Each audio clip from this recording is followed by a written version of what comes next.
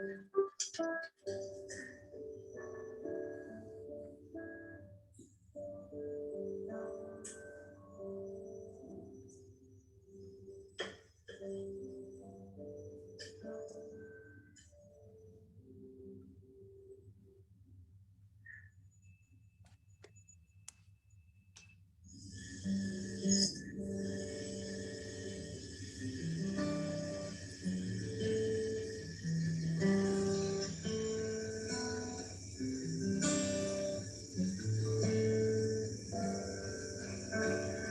just surrender to the mighty cross of Jesus Christ. The earth would shake beneath the weight of darkness.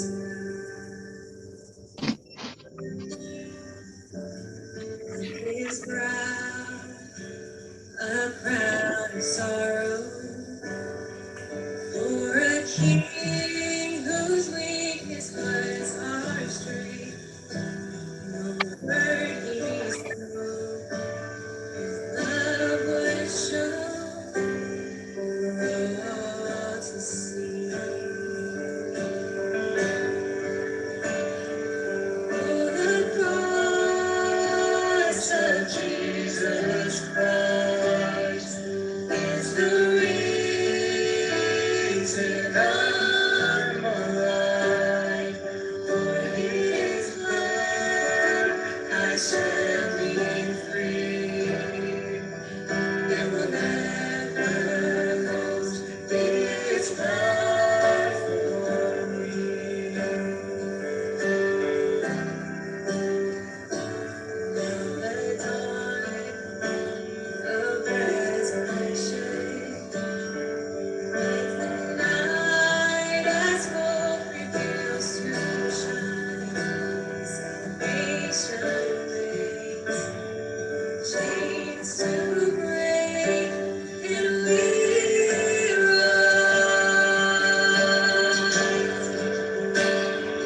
The cross of Jesus Christ is the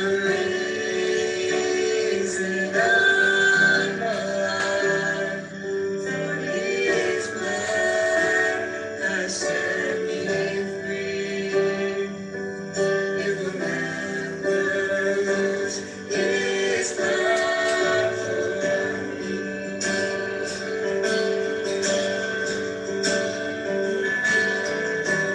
Hallelujah, hallelujah, that's my victory.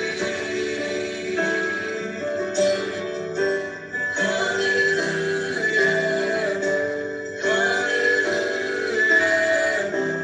is won for me.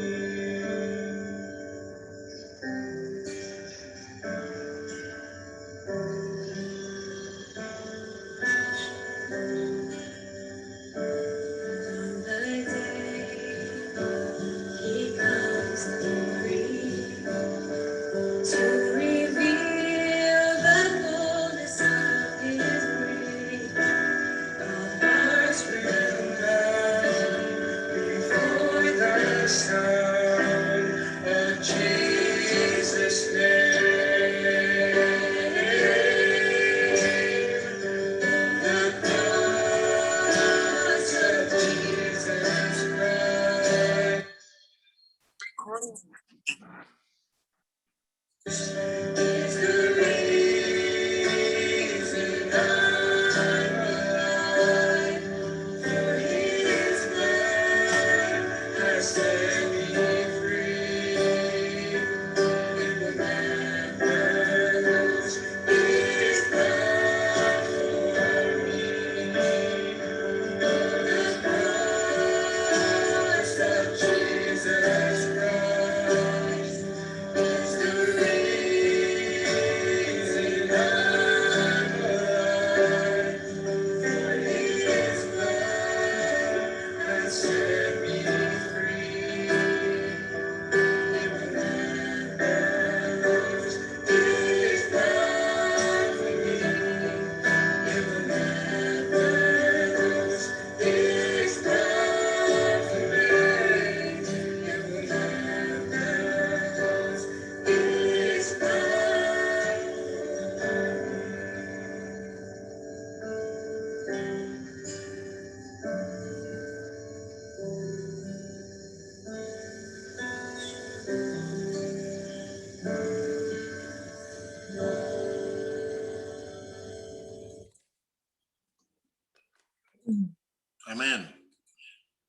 Amin.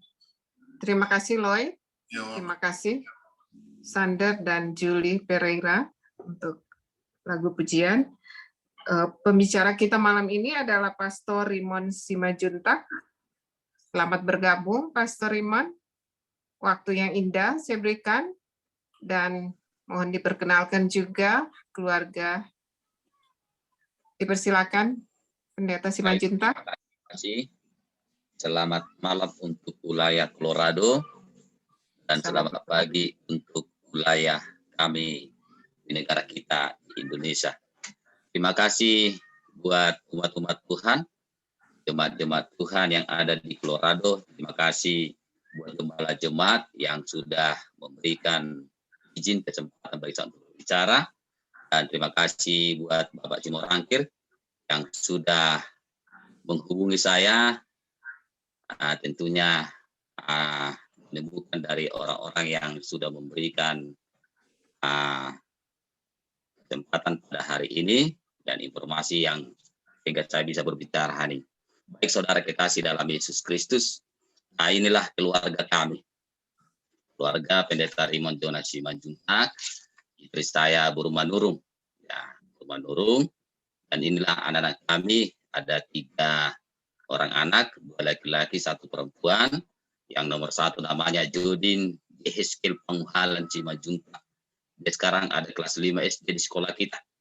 Kemudian yang nomor 2 namanya Evan Tilher Simanjuntak. Dia sekarang ada di kelas 2 SD. Sementara yang paling kecil seorang wanita namanya Mona Piniela Sabatini Simanjuntak, kelas 1 SD saat ini. Umat-umat Tuhan yang kasih Tuhan yang ada di Colorado, kami saat ini melayani di Karo Utara. Karo Utara ini adalah salah satu distrik di Kabupaten Karo, di daerah Sumatera kawasan utara. Inilah map ya, saya ambil dari Google Map. Inilah wilayah pelayanan kami. Sementara kami tinggal, inilah gereja yang pertama. Ada 5 gereja yang kami layani. Inilah gereja, kami tinggal di samping gereja ini. Ini namanya Aji Jahe.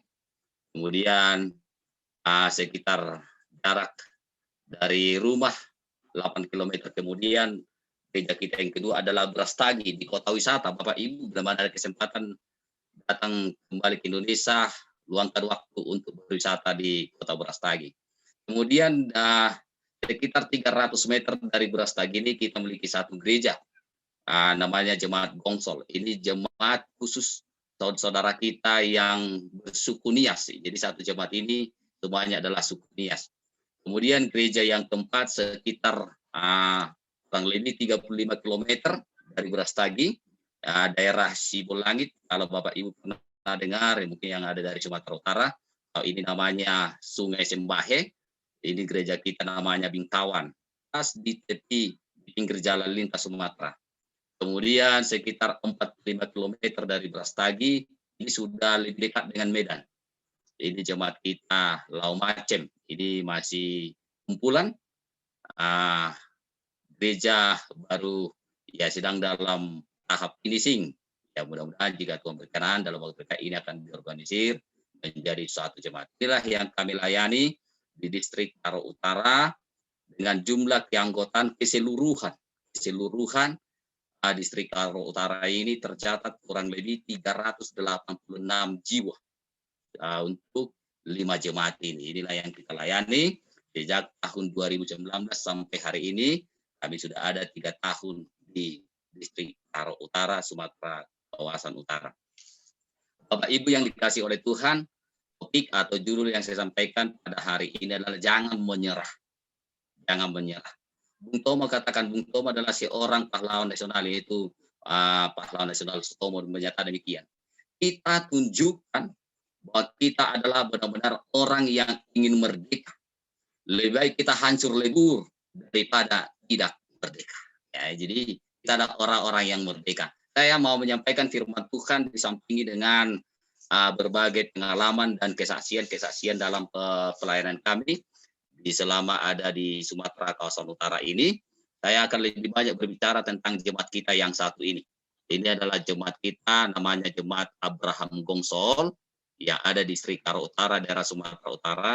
Di mana saya katakan tadi, ini adalah umat-umat Tuhan saudara kita yang mayoritas dari suku Nias. Jadi ceritanya ketika terjadi gempa tsunami di Pulau Nias, saudara kita ini kehilangan banyak pekerjaan, kehilangan banyak sanak saudara, rumah mereka hancur, sehingga mereka moving, mereka pindah, mereka berangkat dari Pulau Nias, merantau keluar dari Pulau Nias dan banyak singgah di daerah Tanah Karo.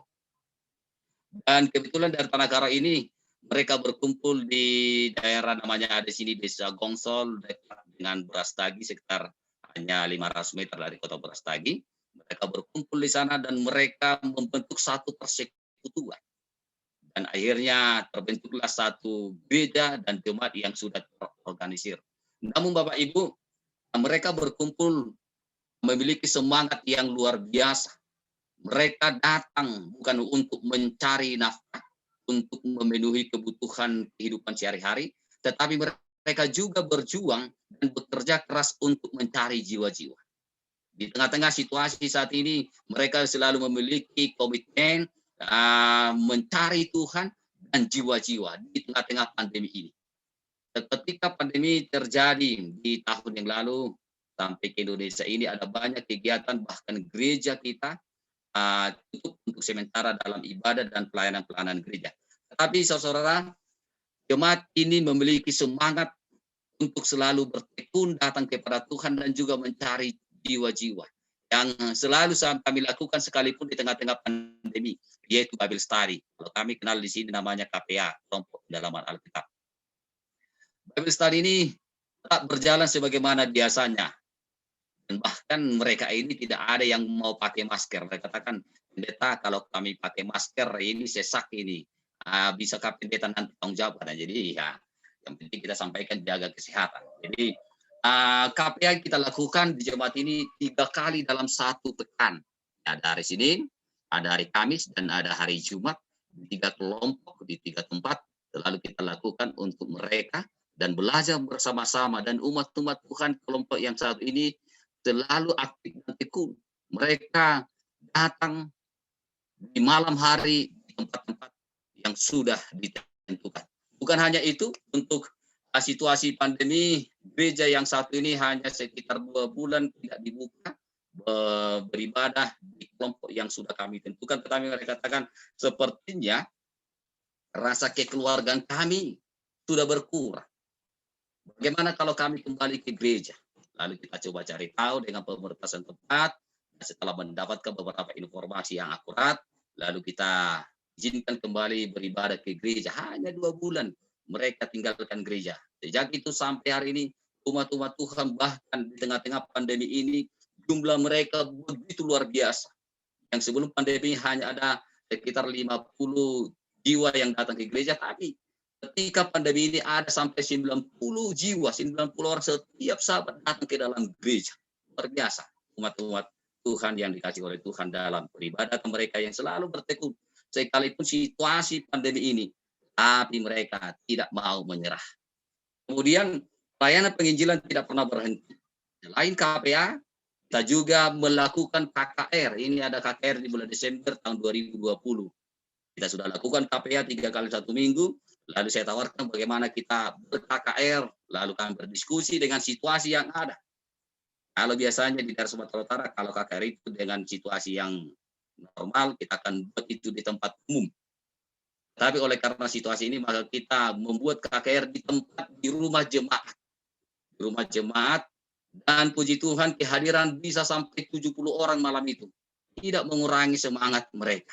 Nah ini, di 3 malam berturut-turut, tahun 2020 di bulan Desember jemaat ini kami melaksanakan KKR dan memenangkan jiwa ini yang bawah ini ada 7 orang yang dibaptiskan, puji Tuhan, semuanya dari umat-umat Tuhan suku Nias, dan ada banyak, dan di sini ada 1 keluarga yang dimenangkan untuk Tuhan yang bukan Advent, dan inilah yang mereka selalu follow up, mereka selalu kunjungi, mereka selalu bawa ke KPA dan KKR. Kemudian di tanggal 25 Juni yang kemarin, kami juga bersama dengan jemaat ini melakukan KKR. Ini luar biasa umat Tuhan. Nah, didukung oleh pimpinan kita, Pendeta David Panjaitan selaku Direktur Komunikasi Uni Indonesia Kawasan Barat. Kami melaksanakan KKR di satu ruangan hotel. Nah, ruangan hotel kehadiran ada sampai 90 orang. Nah, ini luar biasa umat-umat Tuhan ini. Semangat selalu. Selama 3 malam berturut-turut datang beribadah, memuji Tuhan, dan dapat memenangkan jiwa. Ini ada 5 jiwa yang dari mereka, ini ada yang 3.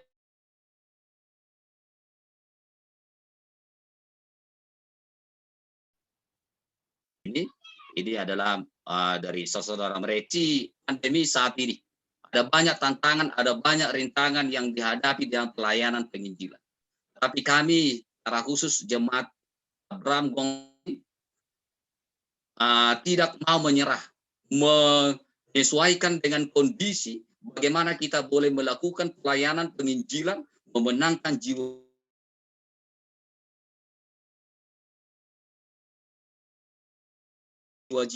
dan bukan hanya itu, untuk dapat datang kepada Tuhan. Maaf saudara kalau suara saya barangkali putus-putus. Baik saudara kasih dalam Yesus Kristus, inilah yang selalu mereka katakan. Dalam segala kekurangan serta situasi COVID-19, kami rindu untuk bertemu dan berkarya dengan Yesus. Jadi tidak ada kata menyerah bagi mereka. Tidak ada kata menyerah bagi umat-umat Tuhan. Maju terus bagi umat-umat Tuhan untuk berkarya, untuk bertemu dengan Tuhan. Firman Tuhan. Saya bawakan pada hari ini dari kisah seorang pemimpin kepala pemungut cukai yang tertulis dalam Lukas pasal 19 ayat yang pertama sampai ayat yang berikutnya. Kita lihat ketika itu Yesus masuk ke kota Jeriko. Yesus masuk ke kota Jeriko dan berjalan terus melintasi kota itu. Sesungguhnya pada saat itu Yesus hanya hendak melintasi kota itu. Tetapi ada satu kejadian yang di luar dugaan daripada Yesus, bahwa di kota itu ada seorang yang bernama Zakheus, seorang kepala pemungut cukai dan seorang yang kaya. Apa yang terjadi dengan Zakheus? Siapa ini Zakheus? Zakheus ini ayat ini katakan dia adalah kepala pemungut cukai. Lalu ketika Yesus melintasi kota Jeriko ini, apa yang terjadi dengan Jeriko, dengan Zakheus, dan apa yang dilakukan oleh Zakheus? Kita lihat, inilah kehidupan daripada Zakheus. Alfa Omega, jilid 6, halaman 173 kata demikian.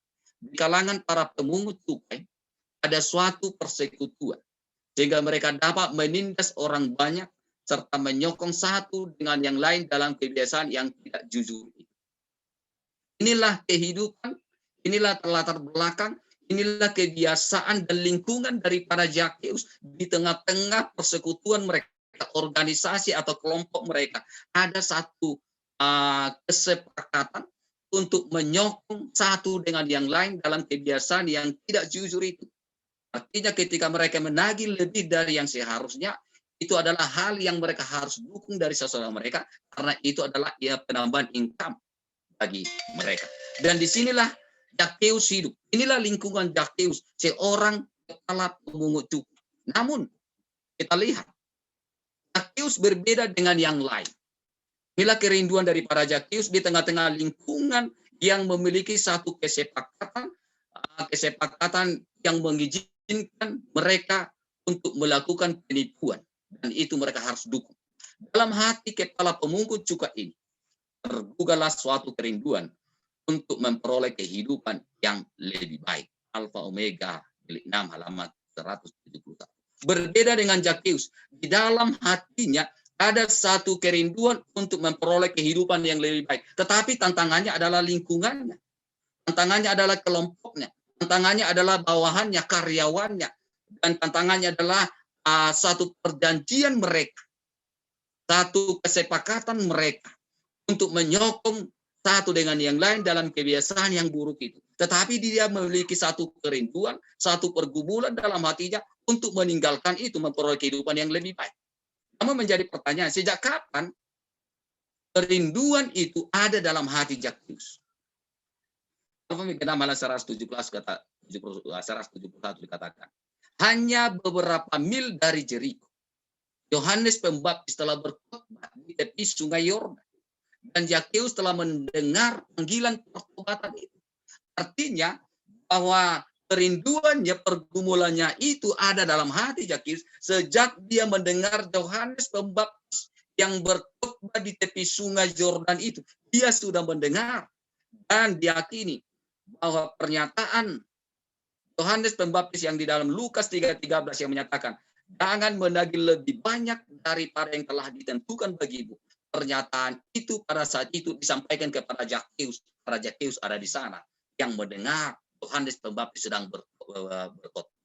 Dan sejak hari itu, pergumulan inilah yang ada di dalam hati daripada Zakheus. Tetapi dia sulit untuk meninggalkannya.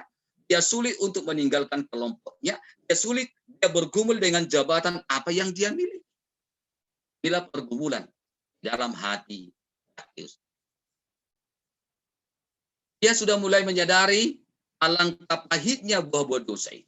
Dan alangkah sulitnya jalan bagi seorang yang berusaha kembali dari jalan yang salah. Dia sudah menyadari dan dia sudah rindu untuk meninggalkan kebiasaannya, tetapi sangat sulit baginya.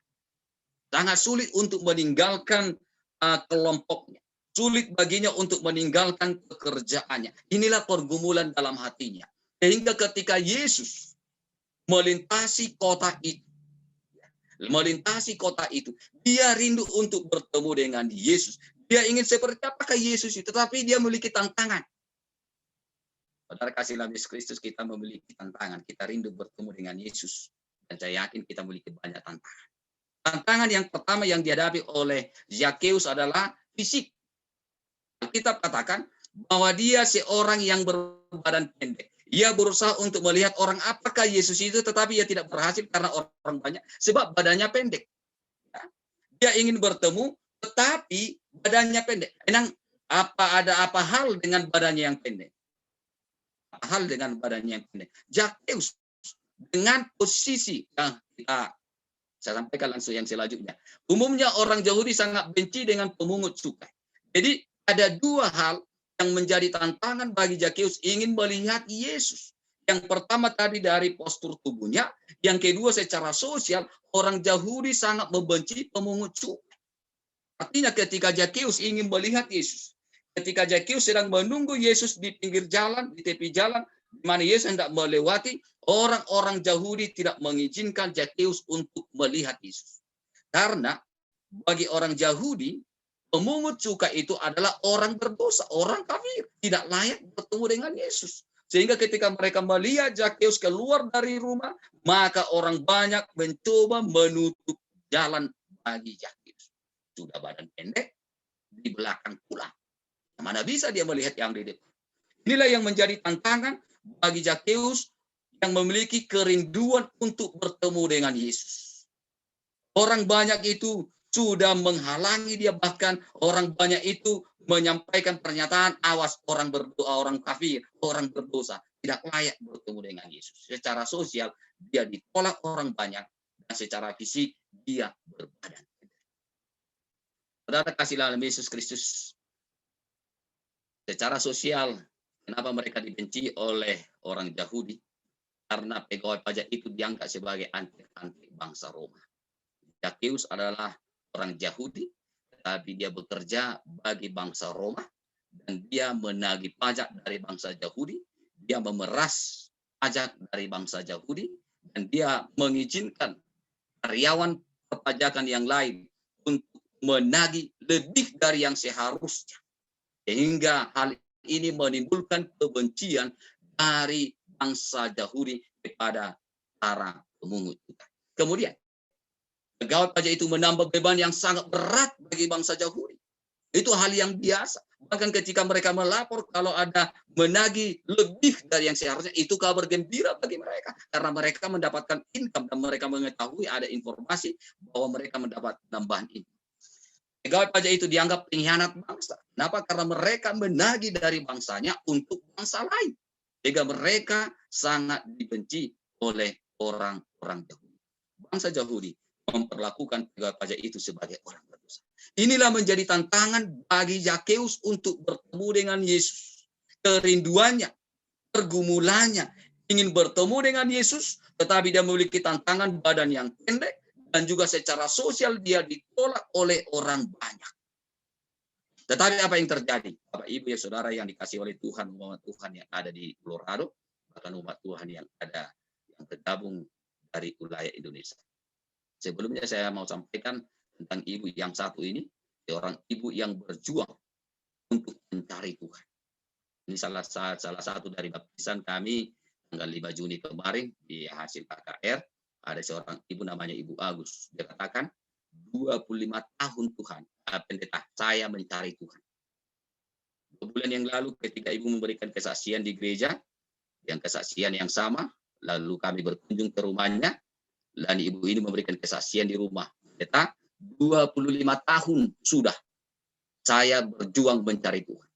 Lalu saya bertanya, apa ceritanya 25 tahun itu, Ibu? Dia katakan 25 tahun yang lalu saya sudah mendengar pekabaran Advent di kampung saya di Pulau Nias. Apakah Ibu dibaptiskan pada saat itu? Oh tidak, itulah pergumulan saya. Ketika orang tua saya mengetahui saya ke gereja Advent yang maksudnya, maka saya dilarang, saya dibenci, dan bahkan kepada saya dilibatkan pekerjaan setiap hari Sabtu supaya saya tidak ke gereja Advent. Lalu saya memiliki cara lain untuk dapat ke gereja Advent. Saya memakai pakaian teladang, namun di dalam baju atas saya sudah selipkan baju gereja. Saya berangkat dari rumah seperti orang berangkat ke ladang. Tapi dari jalan itu, saya mengambil jalan lain untuk masuk ke dalam gereja Advent. Lalu tantangan berikutnya ketika mereka mengetahui saya sudah di gereja, ternyata setiap hari Sabat, mereka membuang semua baju-baju saya. Bahkan mereka mengusir saya. Karena saya mau menjadi umat Tuhan. Tapi oleh karena keadaan itu, maka saya tidak dibaptiskan pada saat itu. Kemudian beberapa tahun kemudian saya menikah dengan suami saya. Saya pikir suami saya ini akan menuntun saya dekat kepada Tuhan. Ternyata jauh dari apa yang saya harapkan. Suaminya ternyata seorang yang suka mabuk-mabuk, seorang pemain judi. Ya, begitulah pekerjaannya. Dan bahkan suaminya tidak suka ke gereja. Dan ibu ini selalu curi-curi waktu untuk pergi ke gereja. Tetapi selama 25 tahun dalam pergumulannya, dia pergi ke gereja-gereja lain. Dia katakan, pendeta, setiap saya beribadah di gereja lain, Roh Tuhan katakan, gereja Advent itu cari, hari Sabat itu cari. Itulah yang ada di dalam hati saya. Itulah pergumulan saya. Lalu kemudian ibu ini, oleh karena beberapa keluarganya sudah ada di daerah Brastagi, dia mendapat informasi, lalu dia datang ke Brastagi, dia tinggalkan suaminya. Suaminya sebelumnya mereka tinggal di kota Sibolga, daerah Sumatera Utara, di pantai barat. Dia tinggalkan suaminya, bukan mereka cerai, bukan. Tapi oleh karena situasi, oleh karena suaminya tidak rindu untuk bertemu dengan Tuhan, dan ibu ini rindu bertemu dengan Tuhan, dia kata, saya tinggalkan suami saya. Saya bawa anak-anak saya ke sini. Anak-anak dia memiliki 3 orang anak, 2 laki-laki, 1 perempuan, dan anaknya sudah dewasa semuanya. Dan puji Tuhan, bersama dengan ketiga anaknya ini, ibu ini setiap Sabat datang ke gereja. Karena saya tinggalkan suami saya. Saya rindu bertemu dengan Tuhan. Dan setelah saya tiba di Brastagi, saya senang sekali. Sekalipun kehidupan saya penuh dengan perjuangan, harus bekerja setiap hari. Dan ini pekerjaan di sini adalah buruh harian, buruh tani harian. Ya, hanya pendapatan hari ini cukup untuk hari ini, tapi ibu dikatakan, saya bersyukur tiba di Brastagi ini karena saya boleh ke gereja Advent. Hati kami sungguh bersukacita mendengarkan kesaksian daripada ibu. Ibu ini menceritakan bagaimana tantangannya bertemu dengan Tuhan, tantangan dari orang tua, tantangan dari suami. Suami tidak pernah mengizinkan dia untuk bertemu dengan Tuhan. Tantangan dari keluarga sanak saudara yang juga ikut mengusir dia. Kemudian tantangannya ibu ini sebenarnya tidak antar membaca. Ya. Dia membaca ya mengeja secara perlahan. Ya, tetapi dia bisa membaca itu ya artinya tidak begitu lancar, tapi dia selalu berjuang untuk membaca. Kemudian tantangan secara budaya. Dia tinggalkan, dia hadapi semua tantangan ini. Ibu ini kata demikian. demi untuk mencari Tuhan dan bersama Tuhan.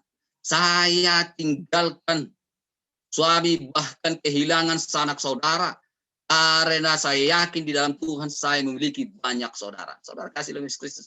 Inilah tantangan daripada ibu ini. Tetapi dia tidak mau menyerah. Dia berjuang untuk mencari Tuhan. Dia tinggalkan suaminya untuk sementara, bukan cerai. Tapi untuk sementara supaya saya dapat beribadah kepada Tuhan. Lalu saya tanya, seandainya suami ibu datang ke sini bagaimana? Kalau dia berjanji bertobat, saya akan. Dan saya akan kembali ke rumah kami. Kalau dia sudah meninggalkan minum-minumannya. Kalau dia sudah mau ikut datang ke gereja, saya akan kembali ke sana.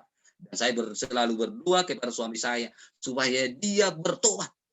Seorang ibu yang luar biasa, 25 tahun dia berjuang mencari Tuhan. Lalu ketika dia dibaptiskan sore hari, kami berikan kepada ibu ini kesempatan untuk bersaksi. Dia katakan, saya sangat senang sekali hari ini karena 25 tahun saya berjuang mencari Tuhan, dan saya hari ini menang untuk Tuhan. Saudara kasih dalam Yesus Kristus, kita adalah umat-umat Tuhan yang selalu rindu untuk mencari Tuhan. Terlebih di tengah-tengah pandemi sekarang ini ada banyak tantangan yang kita hadapi untuk mencari Tuhan, bertemu dengan Tuhan, bertemu dengan umat Tuhan.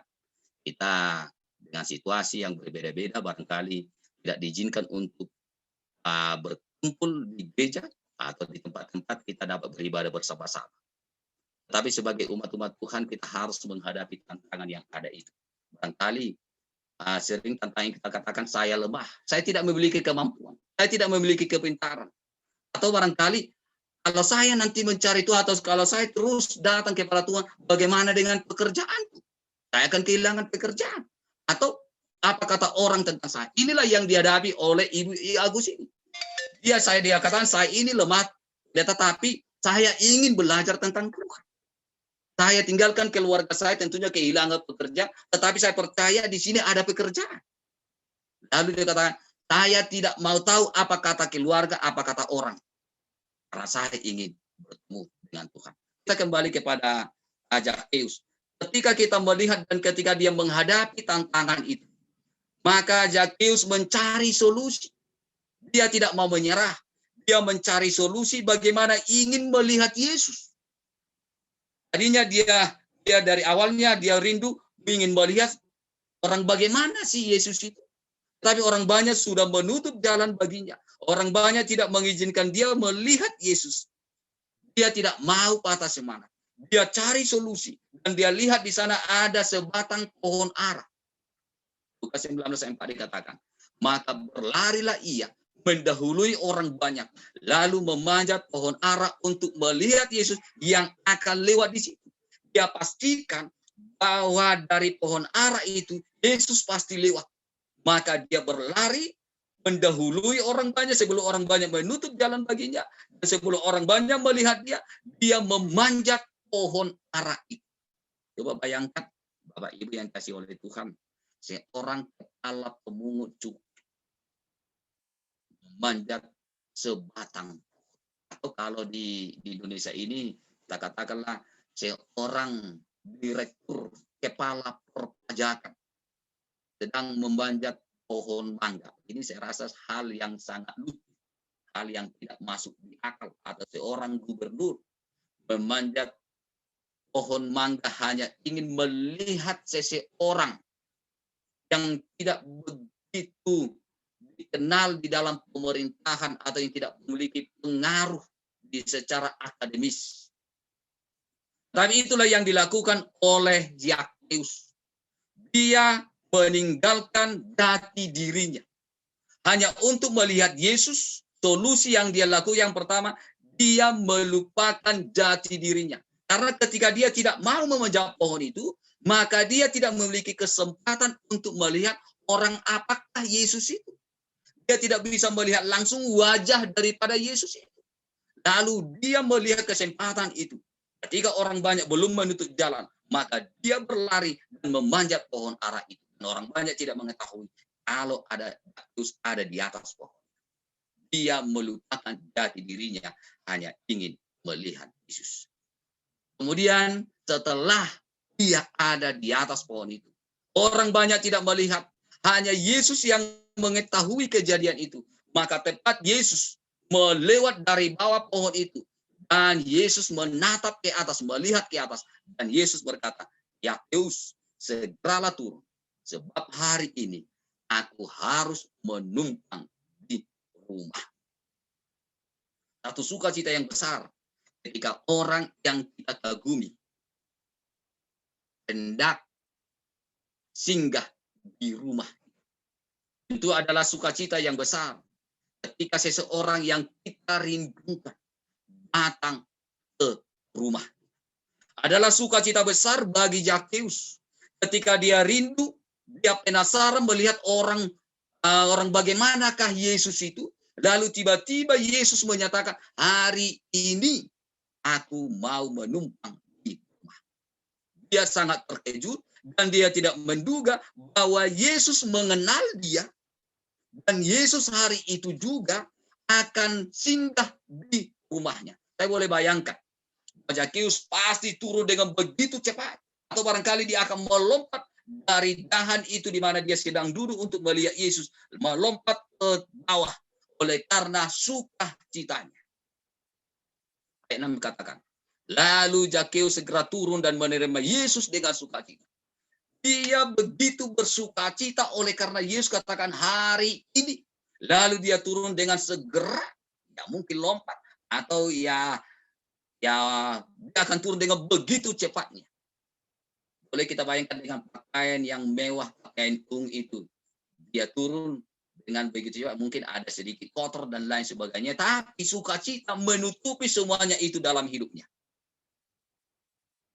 Alfa Omega 6 halaman 172 katakan, orang banyak membuka jalan, dan Yakeus yang berjalan seolah-olah bermimpi, memimpin jalan yang menuju ke rumahnya sendiri. Yang tadinya dia menghadapi tantangan dari orang banyak yang menutup jalan. Sekarang orang banyak itu membuka jalan bagi Yakeus. Yang tadinya Yakeus orang yang disingkirkan, orang yang tidak diizinkan untuk ke depan, sekalipun badannya pendek. Sekarang Yakeus dia berjalan di depan memimpin rombongan itu. Dia sangat bersukacita. Dan orang banyak yang tadi menolak dia mengikuti rombongan itu, mengikuti kelompok itu. Dan Yakeus memimpin mereka menuju ke rumahnya sendiri. Yakeus sangat terharu, heran, dan tidak dapat berkata-kata melihat kasih dan sifat kerendahan hati Kristus dalam hal merendahkan diri kepadanya yang tidak layak. Dia sangat terharu dan heran.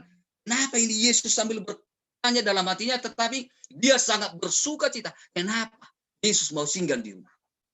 Dia merasakan dan keheranan melihat kasih Yesus dan sifat kerendahan hati Yesus yang menurut dia tidak layak menerima Yesus singgah di rumahnya. Tapi dengan sukacita, Yakeus memimpin perjalanan itu untuk menuju rumahnya.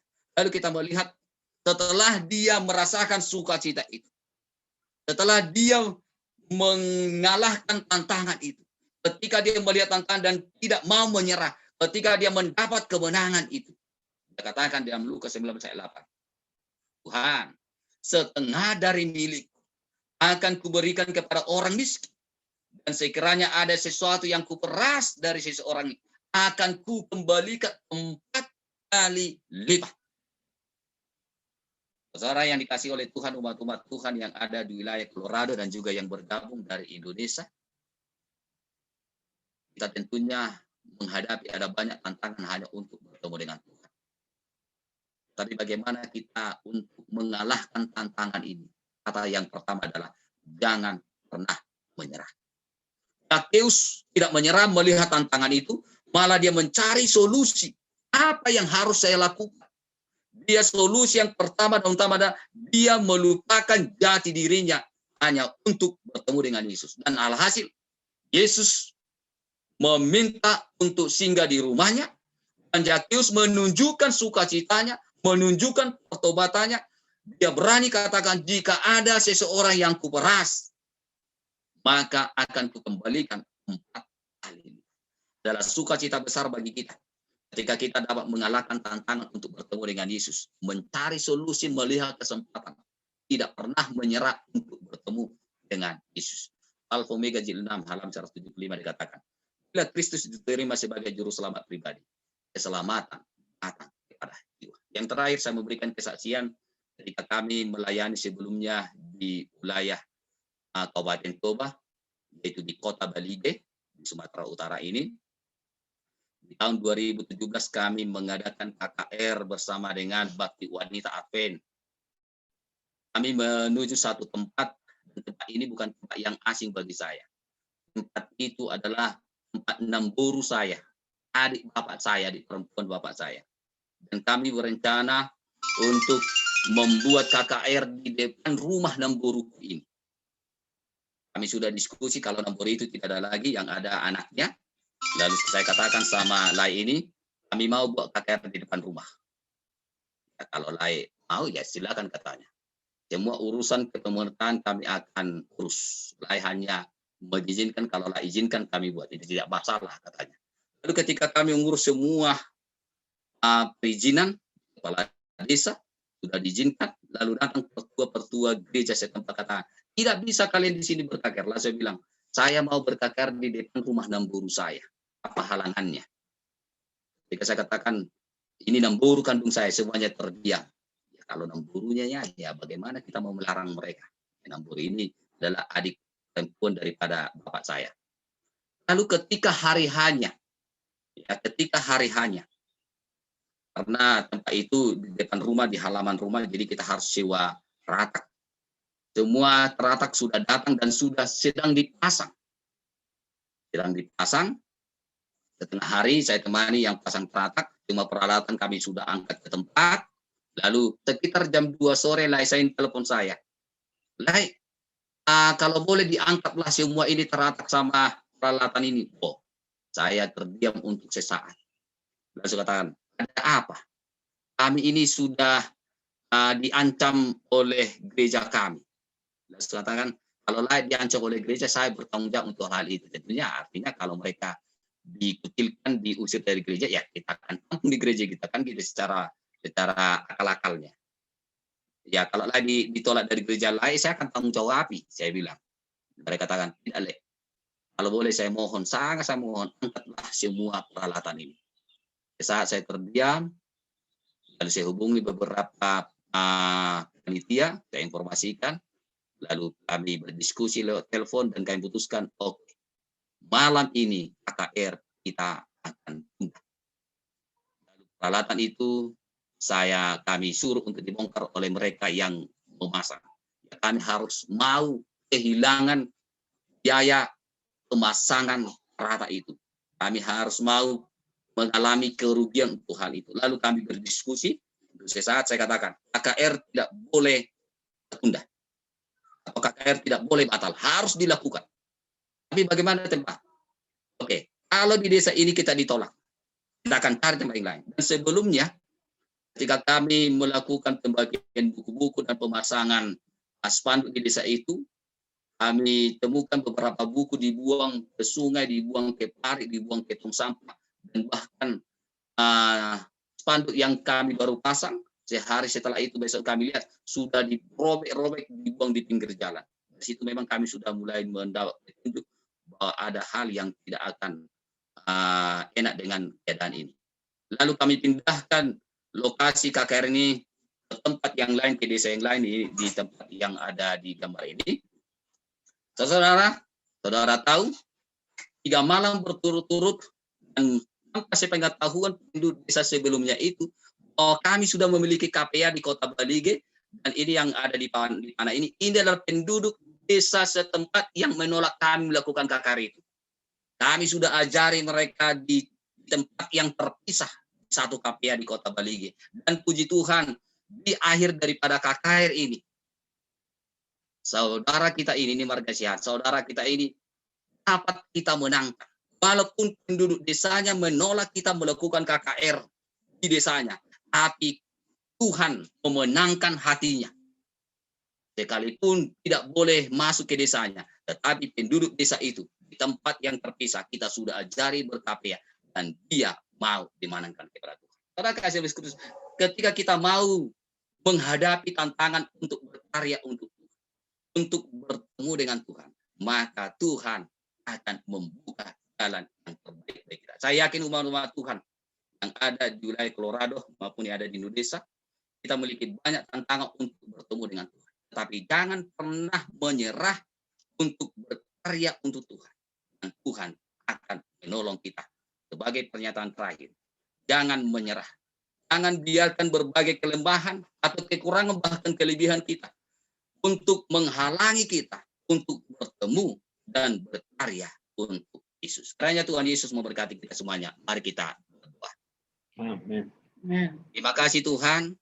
Firman-Mu telah menjadi bagian kami di malam ini untuk wilayah Colorado. Terima kasih Tuhan kesempatan bagi kami untuk beribadah bersama-sama. Terima kasih Tuhan oleh karena Engkau Allah kami yang luar biasa. Kami percaya di tengah-tengah tantangan yang ada saat ini di akhir zaman ini. Engkau Allah ada bersama dengan kami, menuntun kami, sehingga kami selalu maju bersama dengan Tuhan. Dan kami menemukan solusi ketika kami menghadapi tantangan untuk berkarya dan bertemu dengan Tuhan. Berkati umat-umat Tuhan yang ada di wilayah Colorado, biarlah umat-umat Tuhan terus untuk maju berkarya untuk Tuhan dan juga dapat memenangkan jiwa-jiwa bagi Tuhan. Terima kasih Bapa di surga, ampuni dosa kami. Dalam Yesus kami berdoa. Amin. Amin. Amin. Amin. Amin. Terima kasih banyak Pastor Rimon untuk Terima kasih banyak. kesaksian dan firman Tuhan yang sangat menguatkan. Luar biasa pelayanan pendeta. Dan kita akan menutup acara kita. Dipersilakan kalau ada Saudara Simpson bergabung.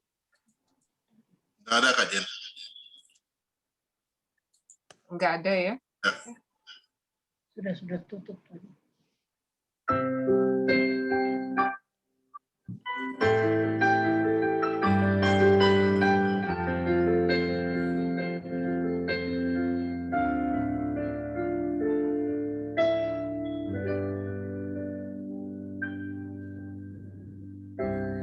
Kuatkanlah hatimu, lewati setiap persoalan. Tuhan Yesus selalu menopangmu. Jangan berhenti harap padanya. Tuhan pasti sanggup. Tangannya takkan terlambat untuk mengangkatmu. Tuhan pasti sanggup. Percayalah, Dia tak tinggalkanmu.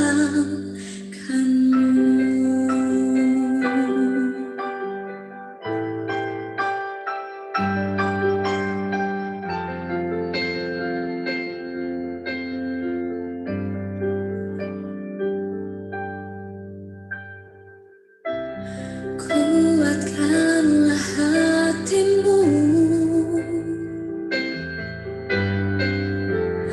lewati setiap persoalan. Tuhan Yesus selalu menopangmu. Jangan berhenti harap padanya. Tuhan pasti sanggup. Tangannya takkan terlambat untuk mengangkatmu.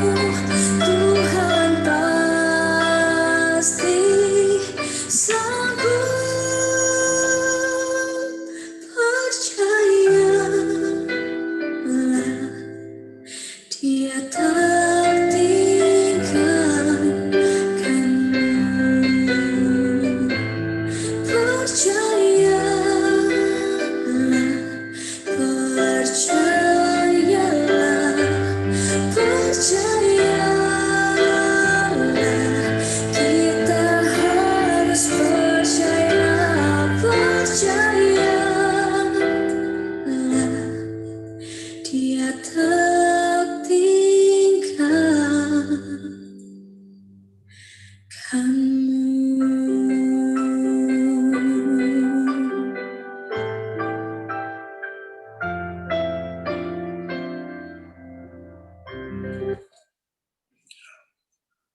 Terima kasih, Lloyd. Amin.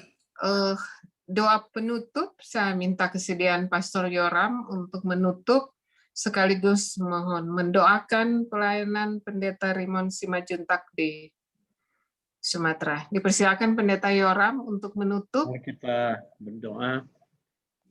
Bapa kami di surga, kami bersyukur, berterima kasih kesempatan yang indah bersama dengan umat-umat Tuhan, bersama hamba Tuhan. Terima kasih firman Tuhan yang begitu indah, yang bisa menguatkan hidup kami. Kami lebih dekat kepadamu ya Tuhan. Kiranya Tuhan memberkati hamba Tuhan ini, berkati istri, anak-anak, dan juga gereja-gereja yang dilayani Tuhan. Di Sumatera Utara ada 5 gereja. Kiranya pendeta ini tetap sehat dan bisa melayani umat-umat-Mu. Kami juga mendoakan hamba Tuhan ini, kiranya akal budi, pengetahuan surga selalu jadi bahagiannya Tuhan, agar setiap firman yang disampaikannya itu semuanya berasal daripada Tuhan. Berkati Gereja Colorado, berkati kami semua, biar kami semua tetap setia kepada Tuhan. Dengarkan doa kami Tuhan, serta ampuni dosa-dosa kami. Dalam nama Yesus kami berdoa. Amin. Amin.